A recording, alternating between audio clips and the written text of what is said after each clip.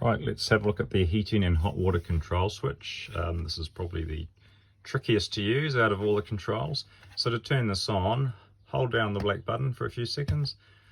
Okay, so the first one that flashes is the little picture of the motorhome. That's for the interior temperature or interior heating of the motorhome. If I press the black button again, it'll show me what temperature it's set to. I can turn that control button left and right to change the temperature. So basically what this is saying is if I have it set to 20 degrees and then I press it in to select that, it's going to heat up until the interior temperature reaches 20. Remember, you can check the interior temperature on the electronic control pad over here by pressing that bottom left button, which I showed earlier. Okay, so if I press, I'll just press this again. So I press it once, it shows the interior temperature selection. If I press it a second time, okay, it moves on to the, sorry, I did that wrong, let's go back. So this one takes us back. Okay, so it's flashing on the interior temperature. If I move the dial to the right, it moves to the next icon, which is the hot water. All right, so to see what that's set to, I can press the middle button again. So currently it's turned off. So if I want to turn that on, I can just turn the dial to the right. So I've got economy mode, I've got hot, and I've got boost. Okay, so these just cycle through the different temperature settings. Hot is, hottest temperature there around 65 degrees. Eco is around 50, so it's a bit cooler, but it keeps your water hot. If you want to heat the water tank quickly, move it on to boost, and that'll heat it up to the top temperature, then drop it back to hot.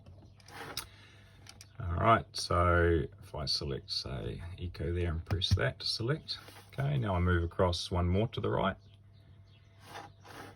This is my energy source for the heating and hot water control. So press once. Okay, I've got electric 1, move to the right, electric 2, and then I've got, if I carry on there, oh, sorry, I was all the way to the right. So I've got electric 2 to the right, electric 1, mix 2, which is both electric, mix of electric and gas, mix 1, and then gas only. Okay, so if you're only running on gas, then just choose gas. If you've got both gas and electric, you can choose a mix of the two. And if you're only on electric, then you can use electric 1 or 2. So electric 2 just uses more wattage, so it will just use a bit more power. But if you're at a campsite, that's generally what I'd select. There's no issue with using additional power there. Okay, so press to select. And then if we move one more click to the right, okay, that's our fan. Press once to select. Okay, so the fan's currently set to high. That's for the heating. The heating fan. I've also got economy there, so basically economy or high. That'll be how quickly it pushes the hot air out for the gas heating inside the unit. All right, to go back at any time, just press the back button there.